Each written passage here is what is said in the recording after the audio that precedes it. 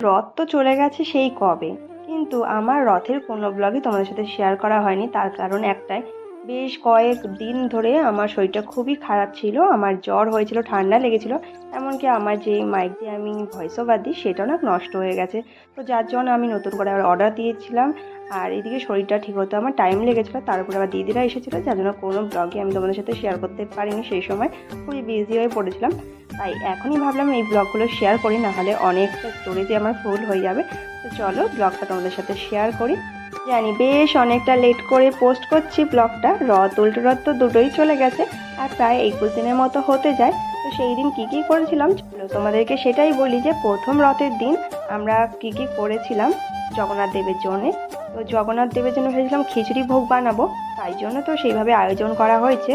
এই দেখো, আলু ভাজা, কাকরোল ভাজা, করলা ভাজা আর ভেন্ডি ভাজা, আর এই দিয়ে করেছিলাম পায়েস মানে পরমান্ন।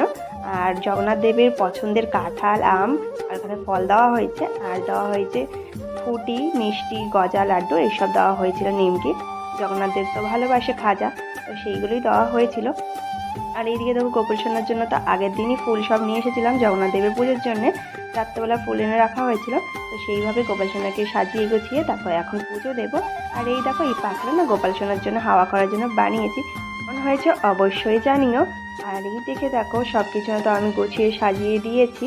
আর অনেকটা না বেলা হয়ে গেছে এগুলো রেডি করতে, মা আমাকে করতে হেল্প করেছে, আমি একা পেরে উঠতাম না সব সাজিয়ে গুছিয়ে এত ঠাকুরকে। তারপর সেদিন ছিল না বৃহস্পতিবার, যার জন্য অনেকটা টাইম লেগেছে। আর এখানে সব কিছু সাজিয়ে গুছিয়ে পুজো দিয়ে দিয়েছি, আর গোপাল সোনাকে পরমান্ন খাইয়ে দিয়েছি, আর এদিকে খিচুড়ি ভোগটাও খাইয়ে দিয়েছি।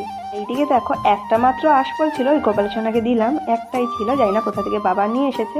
আর যেই জগন্নাথ সেই তো গোপাল, ভগবান তো সবই এক, তাই না?